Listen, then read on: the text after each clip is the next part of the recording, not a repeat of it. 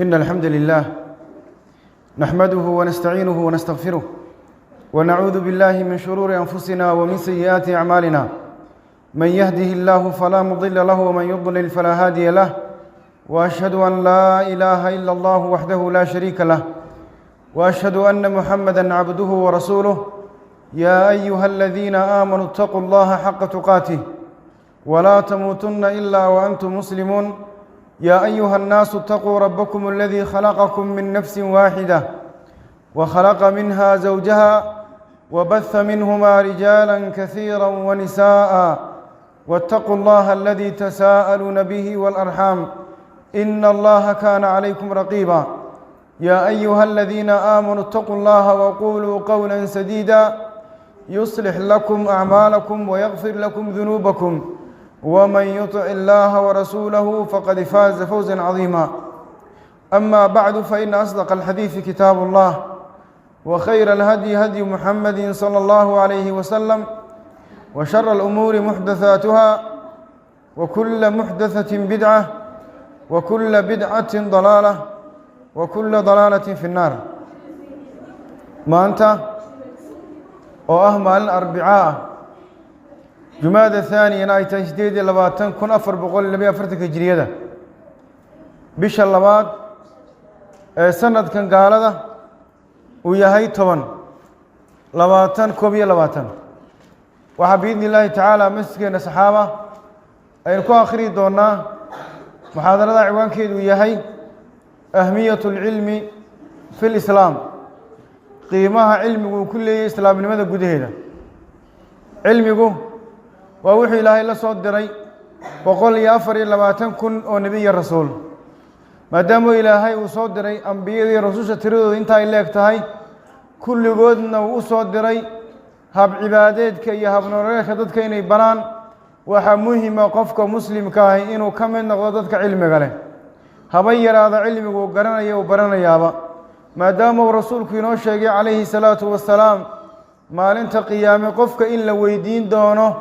وعن علمه ماذا عمل به علمي وبرتي وحوك عمل فلي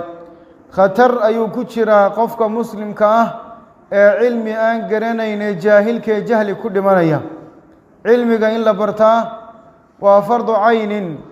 ضدك قاركود مرك الله إيجيو وأنا فرض كفاية جودهان علمك مرك الله إيجيو وطلب العلم مركو رسولك صلى الله عليه وسلم طلب العلم فريضة على كل مسلم ومسلمة ولماذا قال واحد المامين إنه يهي علمه فرض كفاية سيدة جود أهان أما شخص كستنفتي سمرك الله يقول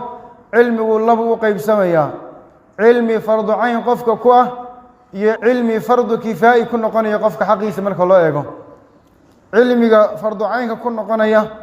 أحمد بن حنبل بالويدي رحمه الله وحاولي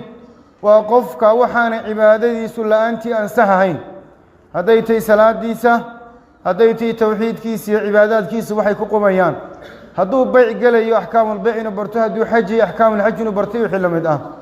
أما علمك كفاية وعلمك إنت كسب اللهرن علمنا سيدة تلمامي ابن القيم غير كيبا وقفك إنو الدين تكبرت الدليل علمك واكا شيء قال له قاني أنا واصدح الرموت وإن لقرت إلهي سبحانه وتعالى والله برته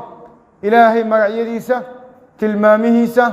وحاو عنتمة وحوكه فيهي يعني مناسب كوهين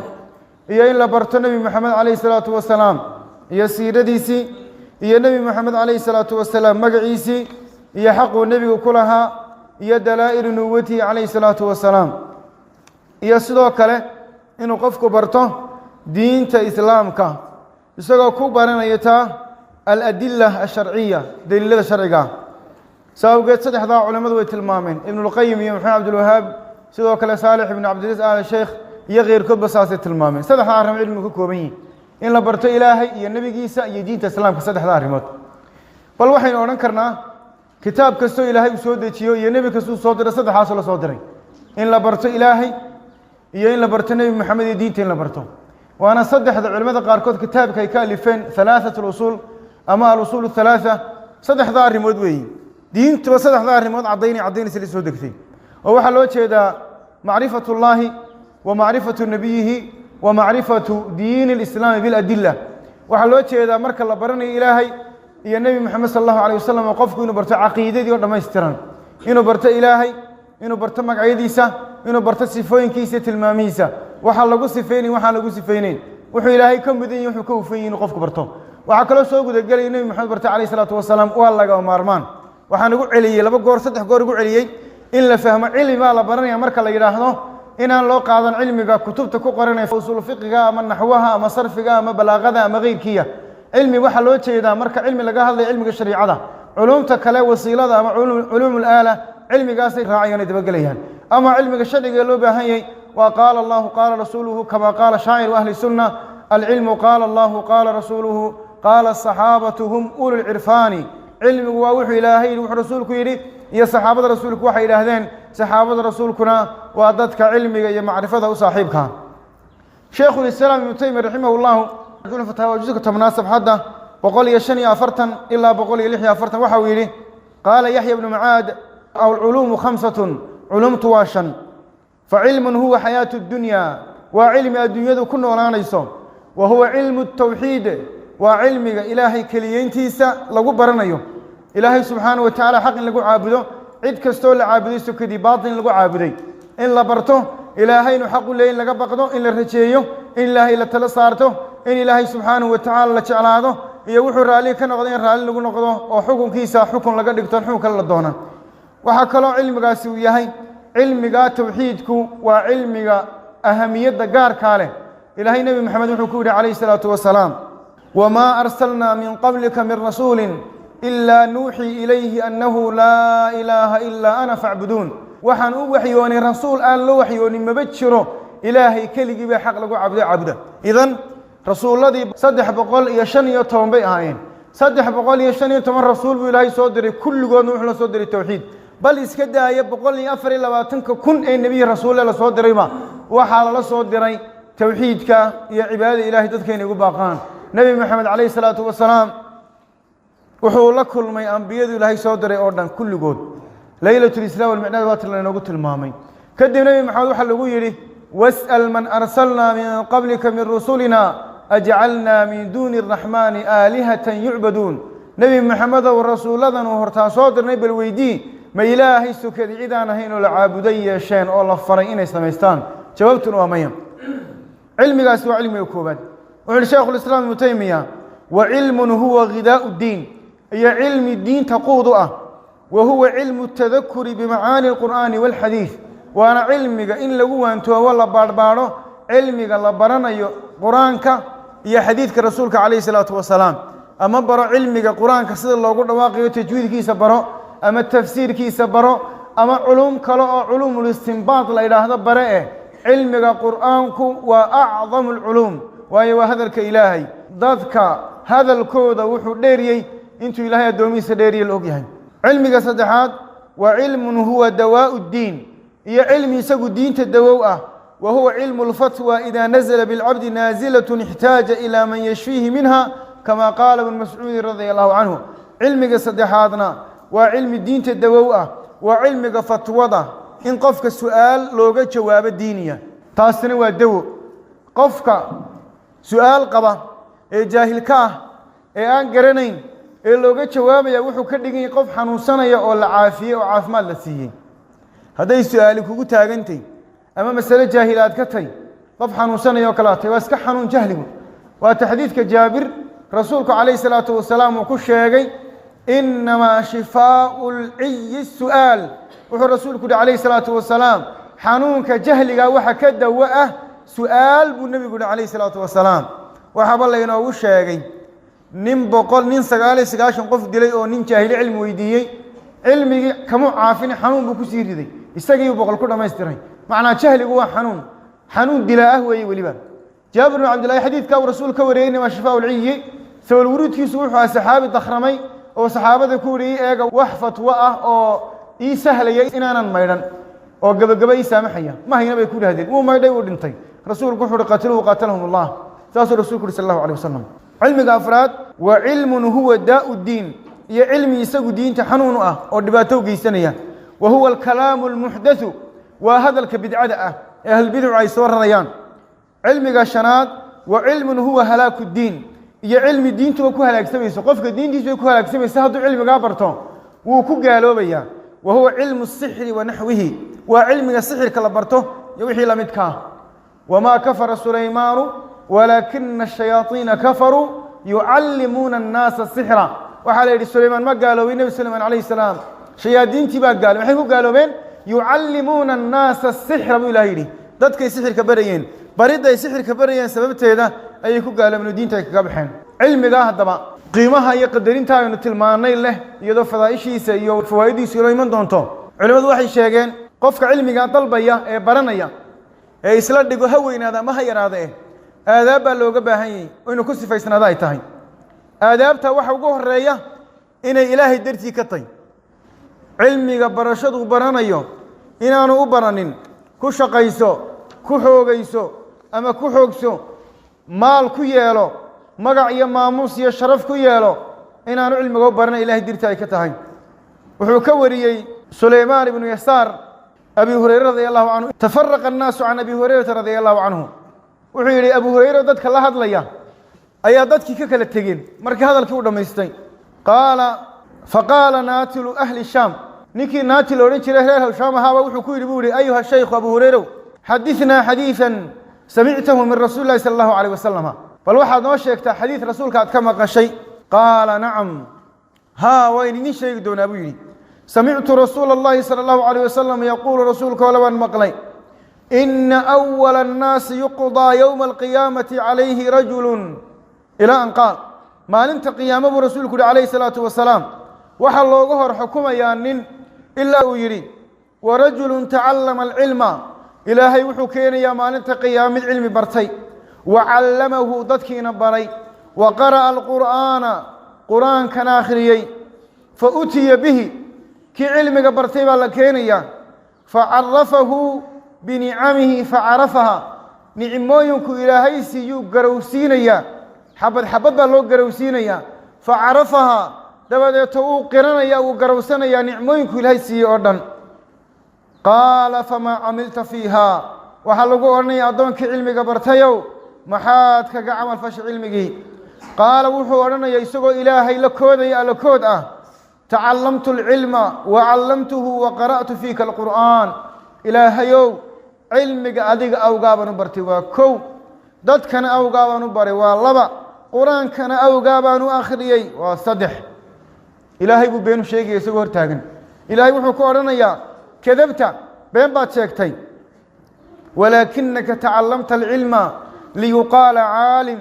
علمك وحاذو آخر ستوذو برتي سلو إلى هذوان علم بدن عدكنا وقرأت القرآن ليقال هو قارئ وحاذ القرآن كان آخر سلو إلى هذا وقرآن روك فقد قيل لنيرتي ثم أمر به وحرسوك يري صلى الله عليه وسلم وحل أمر دون صحابة فسحب به على وجهه حتى ألقي في النار وجه قال له تشيدي دون وهلك يقول شرفت بنا شركيسة إلا هي النار تلقت رب رسولك عليه الصلاة والسلام مسلم بس عيسى كوري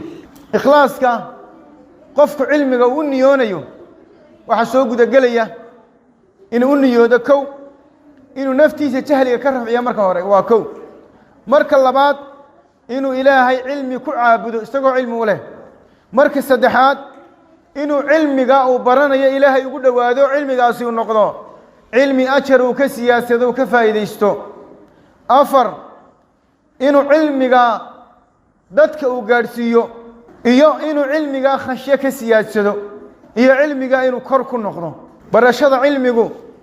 waxay u baahan tahay qofka inay niyadiisu noqoto niyada haday niyadiisu taa ka soo daadegto oo istusnimo iyo magac raadis يا الدنيا الرئيس كان نقطه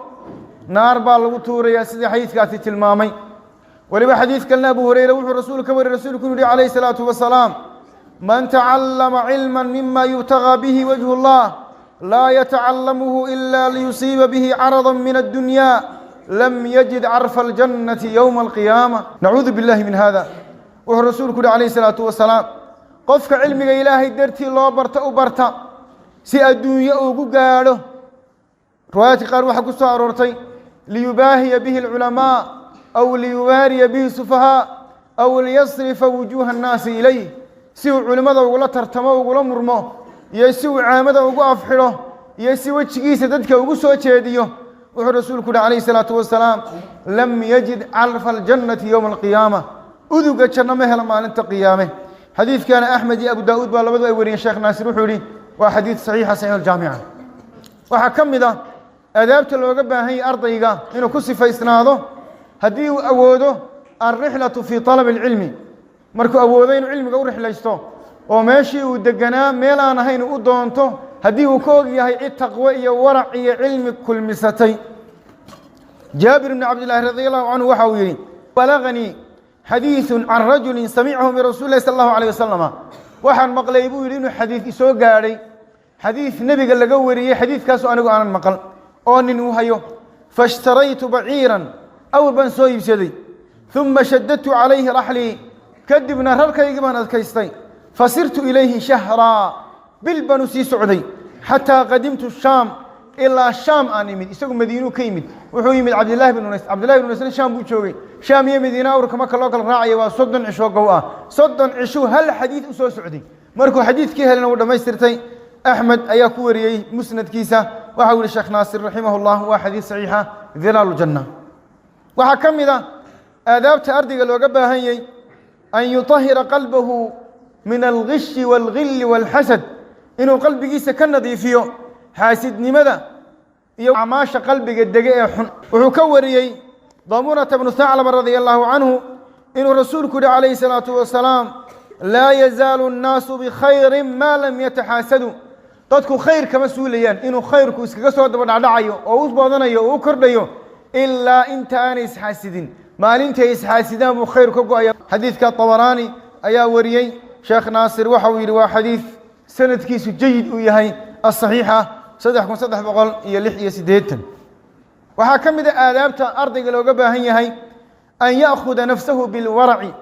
inuu noqdo qof xalaal miirad ku sifaysan oo xalaal miirta هذا قفك حلال ميرad ku sifaysnaanin xalaal miirashadana ku sifaysnaan xalaal miirad aan noqonin oo noqdo qof xaraan iyo xalaal baclooshiisa ku gura inuu cilmi barta aad bay ugu adag tahay Aisha sidoo kale Xudayfa inuu imaan rasuulka wari sallallahu alayhi wasallam fadlul ilmi khayru min fadl ibada wa khayru diinikum alwara' ilmiga fadligiisa ka wanaagsan ibada fadligeeda diintiina xalaal miirad baa ugu fiican rasuulku alayhi salatu wasalaam isla Tabarani wa awsad ku wari Sheekh Naasir wuxuu yiri xadiis saxiixa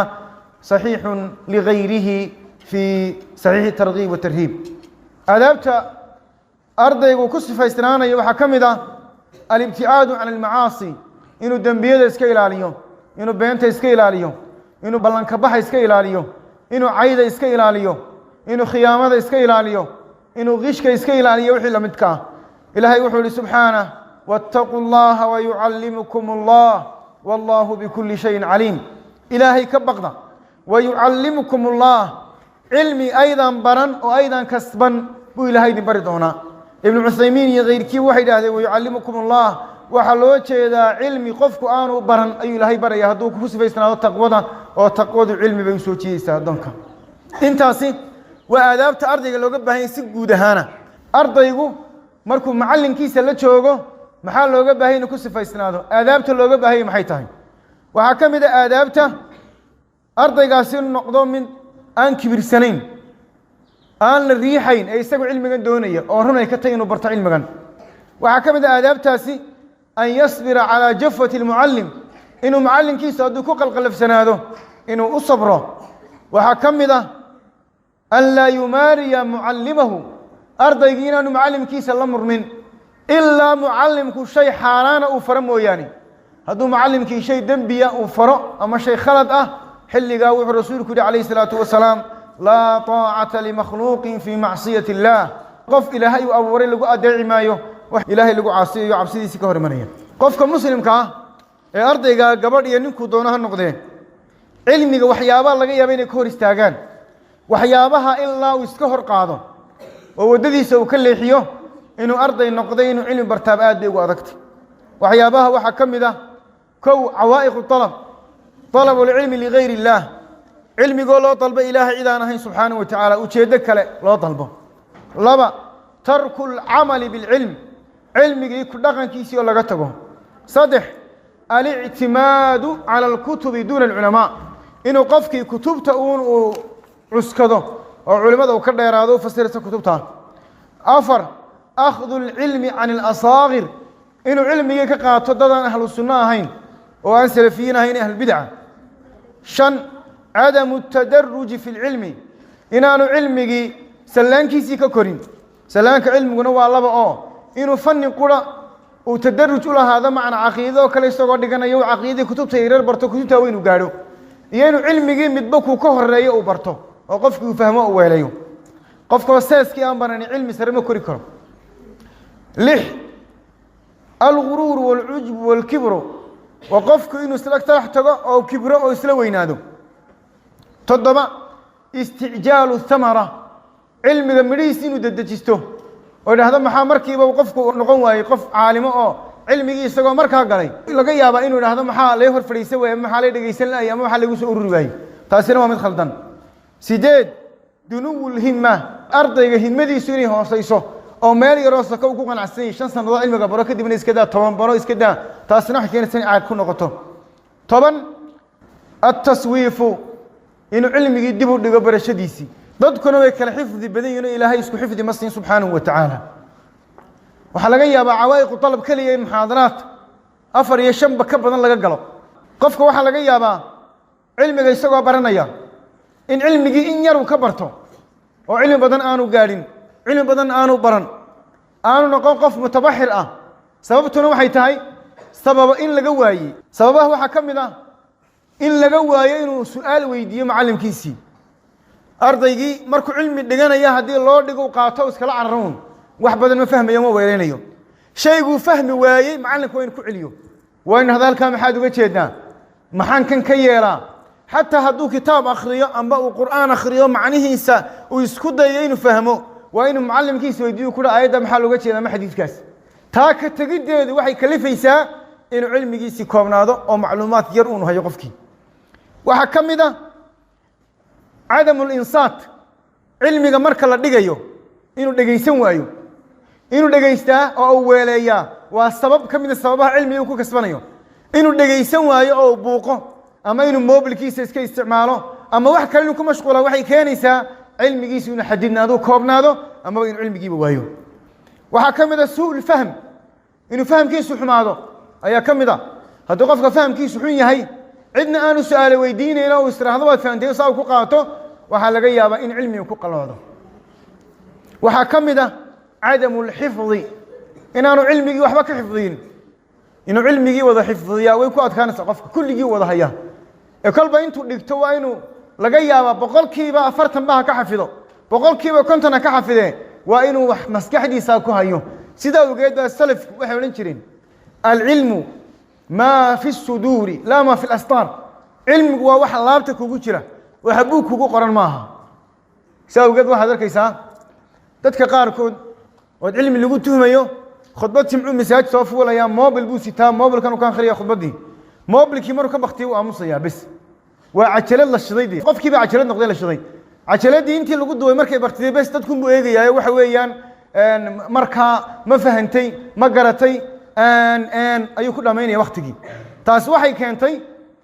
إن ضد بدني خطبة دي أي مادان مركي يصير لما أنا يسوي خطبته مركل لقى سيبه حيوم ساجك بحسميون إن الله لي أنت خطبة ده لو قلت له والله كتة واحد يقول لي كفر دي بس كشاهي ولا كشاهينية مر الله لي مر خطبة ده سي وأستغفر الله وقالوا أما مركل هذا وين دعينا اللهم اغفر لنا أي لو سوديرية وحالك مساج شيء لا تبي تقول تكنيو لبيه تمام كظهور نما مساج قار صف كهران لها هدو حافظ كويا لو كبح سنتي وحكى لي مساج ميل عملنا كويا لما السوق كويا له وهذا ندم أنا عمرين sababtu waxay tahay inuu qofkii cilmigiisa ka dhiganin cilmi uu garanayo sida uu geed ba salafka qaarkood marka taraajumtooda eegto waxa kamid ah Abdullah ibn Lahi'a wuxuu kamid ahaa dadkii wanaagsanaa culimada ahaa mashaayikhdii masaarida uu kamid ahaa masan wali waqtigii salafku noolaa xifdigiisu muu fiicnayn kutub wax ka warin jiray kutubtiisi baa gubatay gurigiisa ku gubtay kutubtiisi maalintay kutubti ka gubatay ilaa iyo maalintuu dhibinayay xadiis lagama warin xadiis kastuu wariya waa daciif أفر عبد الله مري كوريان بحديث في الأقبل أفر تعب عبد الله كوريان بالي أنت أنا كتبتي جبن كتبتي سمرق توحل نك صحيح دموع هين كتب ولا هين وحباك قاعدنا بين لقمته هنا بين عالم وهين cilmigiisu muu yarayn laakiin kutub wax ka warin jiray kama warin jirin xifdi saawgeed markay kutubtiisu gubatay waxa la yiri xadiiskiisu waa daciif akthar al-ahadith uu wariyay ee la daciifinayo Abdullah ibn Lahiica kaliya salafkood dhan silsiladu haday sax tahay waxa lagu leeyahay Abdullah ibn Lahiica wariyay saawgeed xadiiskiisu waa daciif kaligii buu daciif fi xadiiskiisu waana nin saalix ah waxay ku tusaysaa taasi xifdigu inuu muhiim yahay Imam al-Bukhari rahimahullah ta'ala wuxuu ahaa aayah min ayati Allah aayad waa xifdiga hadii shay loo sheego mar labaad kuma celin jirin salafka qaar kamidna saas ay ahaayeen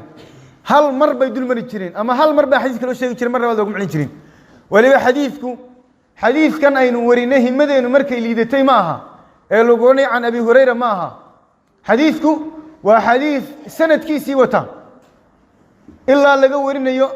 Imam Ahmad ibn Hanbal rahimahullah illa laga soo gaadhay Nabi Muhammad alayhi salatu wasalaam حدثنا فلان waxa laga yaabaa silsilada ugu inay thulaathiga Imam Ahmad iyo Bukhari iyo thulathiyadkooda ugu yar waxaan u malaynayaa dhowr iyo 10 bay gaareen qaarkood 17 16 caalim baa laga yaabaa qaar in loo abtiriyo حدثنا محمد بن إبراهيم la laga yaabaa qaarkood oo saddexdiis magac ma la sheego qaar baa laga yaabaa inay حدثنا أبو يحيى محمد بن إسماعيل oo la sii wado hal xadiis ugu warinayo inama amal biniyat oo kale qofka muslimka xifdigiisu waa inuu wanaagsanaado oo xifdigiisu u fiicnaado salafka qaarkood inuu shucbaha baan rajaynaya waxa la yiri suuqa markuu dhex marayo intuu cudbi soo qaato dhagaha gashan jiray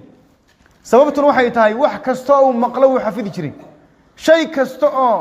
dhagtiisa ku soo dhaca uu qaban jiray sida ogeys aanu u maqlin ba suuqa markuu soo galayo labada dhagood buu cudbi ku soo guran jiray kadibna suuqu soo gali jiray waxa kamid ah waxyaabaha cilmiga ku diidaya inaad barato ama cilmi yar uu noqdo cilmigaagi waxyaabaha ku sababaya waxa kamid ah عدم العمل به إن أنا علمي كو عمل فلين وحكمده عدم الدعوة إلى العلم إن أنا علمي جدتك وشيء وعلمك مركز سيدكتو أما أتسيشكتو واحد كده أنت هاي هذا صدقك بهن علمي وصدقة علمك الصدقة دي سوى شيء تانك مركز شيكتو علمك كو سيادية مركز شيكتو علمك كو كردية هذا العلمي شيء بويدو والعقد كيتستد خسنت كردتي هذا كيتستني الحين وكا كيدينيا هل ميستو سوق لي ميستو intaas waxay ku saabsantay cilmigi iyo aadaabtiisi iyo qofka wixii looga baahnay awaaqdi ku istaagi waxa jira masaa'il muhiim ah oo ardaygii looga baahan yahay inuu la yimaado masaa'isha waxa kamid ah ardaygu haduu hal xadiis ogaado oo loo sheego ama aayad macnaheeda haduu garto oo ku amal falo waa inuu gurigiisa ka bilaabo hooyadii aabihii walaaladii haduu xaas qaba xaaskiisa waa inuu xadiiskii ama aayad u sheego وإنه لما maanta waxaan soo faa'iiday xadiiska ama aayada sababtu waxay tahay ilaahay baa quraanka ku subhanahu wa ta'ala qu anfusakum wa ahlikum nara nafihina iyo ehelkiina naar ka badbaadiyo ilaahay diinta barasheeda naar baa laga badbaadaa wa rasuulku alayhi salatu wasalaam ala kullukum raa'in wa kullukum mas'uulun an ra'iyati mid kasta waa mas'uul wixii raaciyo mas'uulkii rasuulku alayhi salatu wasalaam waxa kamida waxyaabaha ardayga looga baahan yahay at-tabkiiru fi talab al-ilm inuu cilmiga barashadiisa u kalaho inaanu 8 iyo 7 iyo 6 iska toosinay inuu cilmiga goor u kaco hatta hadii meeshu cilmiga ka baranay aanay furnayn cilmigi waa inuu si akhrista laga doonay oo si xifdiyo kalihitaankana wuxuu rasuulku noo sheegay sallallahu alayhi wasallam inuu madiis loo barakeeyay Ahmad ibn Hanbal wuxuu rahimahullah كنت ربما أردت البكور إلى الحديث مركا قاركود waxaan doonayay xadiidka inaan u kalaho فتاخذ أمي بثيابي وتقول حتى يؤذن الناس حتى يصبحوا hooyadii bay qaban jirtay dhabarka oo lan jirtay hakicin ilaa la aadaamo salaada subax intaan loo aadaamin koor salaada subax aadaankeeda koor ban ka jiray sano si togo meesha xayska lagu dhigay markaas hooyadii oran jirtay buu hakicina sug ilaa inta la aadaamiyo inagana hooyadii ilmihii baba isku dilay arad darsigii tagi meeninaga tag sababtuna maxay tahay hooyadii ama aabihii ilmihii gurigii wuxuu ka soo furay gacamada gaalada kamida TV uga soo laaladii halka wax allaale wixii dhaqan gaalada lahaayeen ba guriga halkan looga soo laaladii daroorintaas ilmihii ku soconaysa gidiga habeenkii u daawanaya ku saamleeyay oo ku soo jeedaya film musalsal buu gudbinaya hadaanay waalidka laftoodii bala daawan sharki ilmihii waxa ku dhacay inuu daalo xifdigiisa inuu yaraado علميسي إنه ينادو الله كعبسيسي إنه ينادو لكن كيسي ونكسر إنه والد كلا تكلمه سيدا وجد با كيس كوجب بدنا محكمة ده لكن هو علم والد كان وعلم يهودي أم علم أبي استدنيه فلا حول ولا قوة إلا بالله بركاسة والد كيف يلاقي علميسي لبس النضاد الله يحرق macnaheedu muxuu dhacayaa ilmahaygu 2 sanadood tuugta la dhexgeeyo sakraaminta la dhexgeeyo dadka wax dhacaya la dhexgeeyo kii mobilka soo xadiyo kii tuuga ahaa kii wax soo jabsaday kii dadka soo laayay ilmihii la dhexgeynaya ilmihii yaraa marka la dhexgeeyo isagoo intii oo khibrada soo bartay ayuu soo noqonaya dabadeed halkan laamid wuxuu dadka u istaagayo mobilka qaaday wuxuu ka soo bartay meesha cilmigiisii buu fulinayo ka soo bartay meesha lagu xidhay saldhig hadii lagu xidhay ilmaha yar isagoo baabay uu soo noqonaya mar kasta oo la xidho wuxuu ka sii fogaanaya wanaagii khayrkii mar walba uu si madaxdeegaya hadduu waalidku noqon lahaa waalid ilmihiisa u aqli celiya waaniya hadaad eegto caalamka dadka ku nool ilmaha de lama dilo inagu ilmaha hadduu wax sameeyo suun baa la soo qaadaya ama tuumbo qadhaasa lagaga saaraya koona kasta la baranaya ilmihii adduunka ilmaha waxa laguma dhufto waxbaa loo ballan qaadaa waa loo yar hanjabaa mararka qaarkood gurigaaba lagu handaraama gabigiisaba ha iskaga jira 5 saacadood ilmihii si degan haddii loola dhaqmo caqligiisu koraya haddii laakiin suun la dul taagnaado ama sabrada la dul taagnaado dhakhtar baa la keenay ilmo yar oo la dakhray lafihi baa la guriya la kabaya yaa dilay macadu baa dilay mise abihi inay tuugdisaad moodo abihi baa dilay baa lagu leejibiyey abihi baa mindi ku dhuftay ilmihi baa lagu oranaya oo mindi soo geliyey balka waran dhakhtarkii baa la keenay ilmo mindi ku taalo oo abihi mindi ku dhuftay waa aafu waa musiibo sidaa awgeed qofkii muslimka ahaa waxa la gudboon ilmihiisii horta inuu marka hore wixii dhaqan wanaagsana uu horseeday isagu TV-ga inuu ka joojiyo mobilkiisa haddaan wax wanaagsan ku isticmaalin mobil ka joojiyo mobil baanu sin oo ka qaado ka ilaaliyo ugu yaraan intuu wax dhiganayo inuu ka qaado ka ilaaliyo meel kaga basriyo inuu waalidkii ilmihiisa maskaxaysan la socdo ayaa fiican laakiin handadaad iyo qasab iyo xoog iyo dhig iyo dil iyo qaad waxba ilmihi kuma noqonayo oo kuma hagaagayaan axmed maxamed wuxuu leeyahay hooyaday faraqay qabanayso waxay oranaysaa inta la eedaamayo sug budno may soo qaadanay iyadii baa ka hortaagan cilmigii hooyadii baa la yarisi horta cilmigii wali may gaadhnay isagii cilmigii u carraya waxa kamid ah waxyaabo ardayga looga baahan yahay inaanu cilmiga weydiintiisa mashaayikhda weydiin aanu ka xishoon haday gabar tahay waa inaan ka xishoon haday gabar tahay waxyaabaha ku xiriira dhiigeeda ama dhiig xayd ka noqdo dhiig nifaas ka noqdo dhiig istixaadada ha noqdo wixii ku xiriira waa inay weydiiso rasuulka kaleey salaatu wasalaam gabar baa u timid bal su'aashii weydiinaysa aynu eegno waxa warinaysa xadiidka Zainab بنت أم سلمة رضي الله عنها بكوريس أم سلمة وهي تري قالت أم سليم يا رسول الله إن الله لا يستحي من الحق فهل على المرأة من غسل إذا احتلمت وهي قلت الرسول كي لها يو إلهي حقك محش ودائه قبرد مياي ميرانا ساهدي رياضة معناه احتلامك وحلة غف مركو الرياضة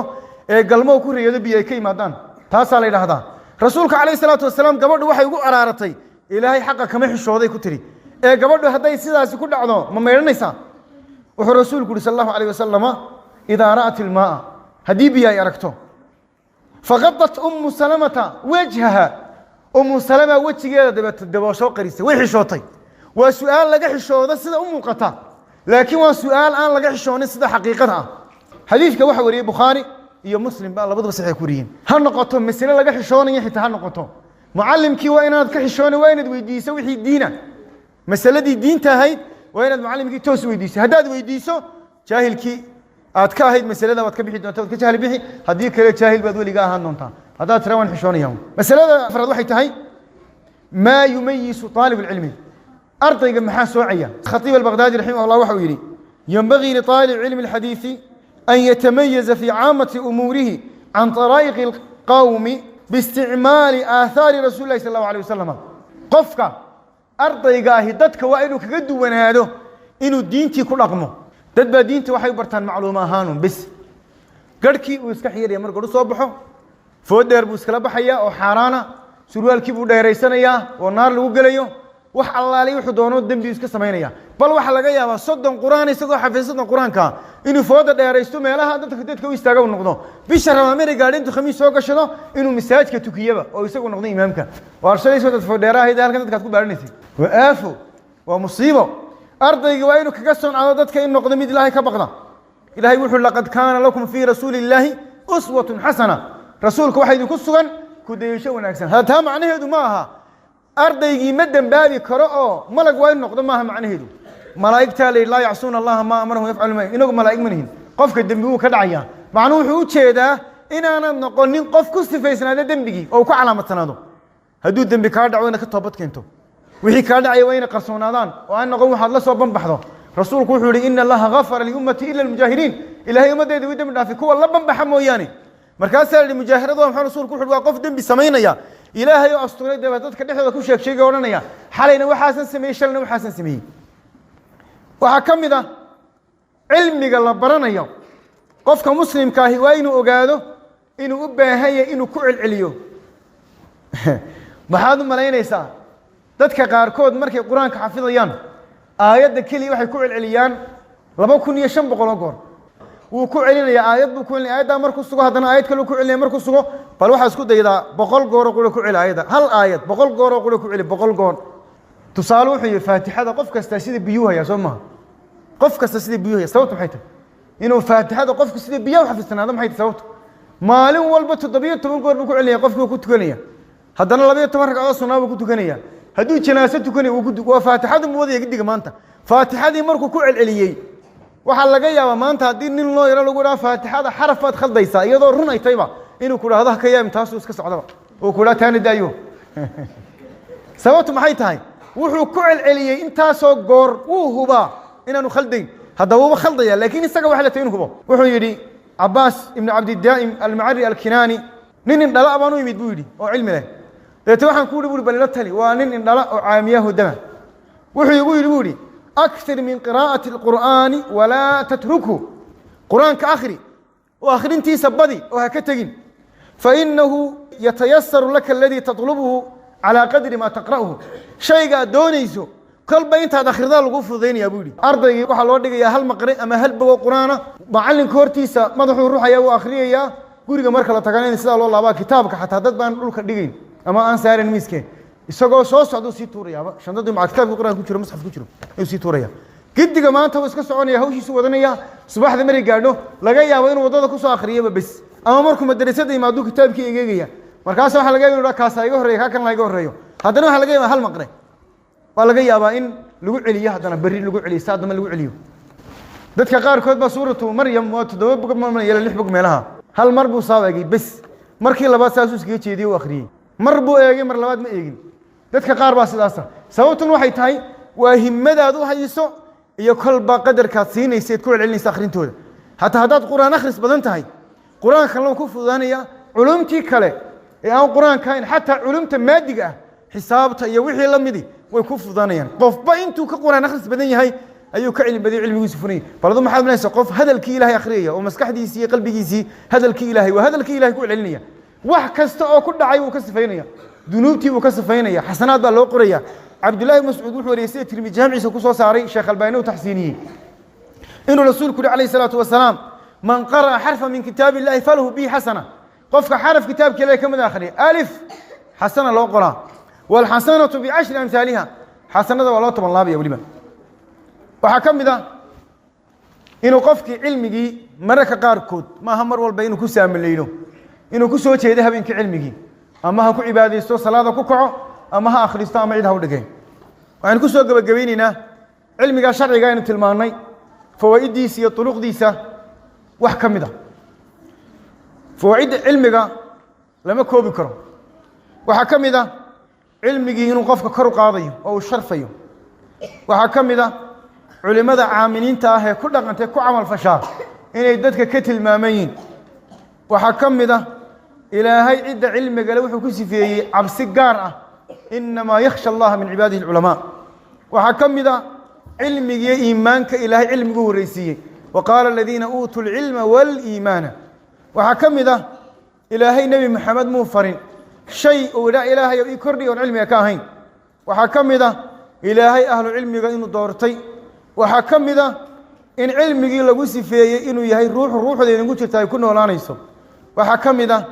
قفك علمي لي قفك جاهلك إنه دير يهي ضيو حين تحديقاك لدير يهي وحكم ذا قفك علمي لي فردقوا علمه فردستو كليا أما أوددو دقا أما يساقو دقتو إنه كهل يكون ملايكتو دعيسة لبا إلهي أمانة صدح شيء كستو إلهي أبو ري أو نول حتى كلونك بدأ كتشرا إنه أدعوي أدنوك علمي قدتك بريا فإذا كوي مات قرانيسان وحكم ذا ذاتك علمي قال هي أما قرآن كبرنا إنه أهل الله وحكم ذا إنه نبي كورهم عليه الصلاة والسلام ذاتك وخير كبرنا إنه ذاتك قرآن كبرنا وأنا علمي خيركم من تعلم القرآن وعلمه وحكم ذا qofka cilmiga baranaya in malaa'igtu ay ka xishoonayso oo markay arkaan garbahooda ay raaridayaan siduu rasuulku sheegay calayhi salaatu wasalaam waxaa ka mid ah qofka cilmi baranaya in loo fududaynayo waddadu jannada ku geeli lahaa waana cilmiga waxaa ka mid ah qofka cilmiga baranaya in laga badbaadinayo naarta maalinta qiyaame ee ku dhaqmaya waxaa ka mid ah qofka cilmiga lehi inuu ka socnaanayo qofka jaahilka maalinta qiyaame waxaa ka mid ah in culimada ku camal falaya weliba qur'aanka gaar ahaan baranaya ay yihiin qaar malaa'igta macooda noqonaya maalinta qiyaame waxaa ka mid ah maca safarati albarara waxaa ka mid ah qofka cilmiga baranaya ilaahay ajar weyn buu ku arsaaqaya oo aan la koobi karayn waxaa ka mid ah cilmiga qofka garanaya ee baranaya dadka baraya ixtiraamka iyo xaqdhowrka la xaqdhowraya waxay ka mid tahay weynaynta ilaahay la weynaynayo haddaad aragto qof ahlu cilmiga xaqdhowraya oo xushmaynaya waa qof ilaahay weynaynaya subxaana wa tacaala waayo sababta xaqdhowri u xushmaynaya waxay tahay ilaahay diintiisii inuu kor u qaaday ilaahay naga dhiga kuwa diintiisa kor u qaada dembigeena allah ha dhaafo xaqa allahina waafajiyo kuwa cilmiga ku dhaqmee bartee ku camal fala allah naga dhigo allahuma callimna bima yanfacuna wanfacna bima callamtana wazidna cilma allahuma اغfir lana waliwaalidina walajamiic almuslimin fi اlaakhirati wاlأulى allahuma aslix aymatna wulaata umuurina subxaanaka allahuma bixamdika ashhadu an laa ilaha illa anta astaqfiruka waatuubu ilayka muxaadaradan maanta waxay istiftaax u tahay ama iftaax u tahay dowro ilaa 10 cisho socon doonta masaajidkan muxaadaradan ka galnay daaru saxaaba muxaadaro habeenkii jimcaha ka socon doonta masjidka abu xaniifa muxaadaro caawa ka bilaabmi doonta iyo kitaab daaru saxaaba laga akhriyi doono aduu ilaa 10 cisho dowro socon doonta cid kastoo ka qayb qaadatay ama garab istaagtay ilaahay waxaan uga baryaynaa subxaana wa taala khayrka waafajiyo dembigoodana u dhaafo sharaftoodana uu kor yeelo subxaanaka allahuma bixamdika ashhadu an laa ilaha illa anta astaghfiruka wa atuubu ilayka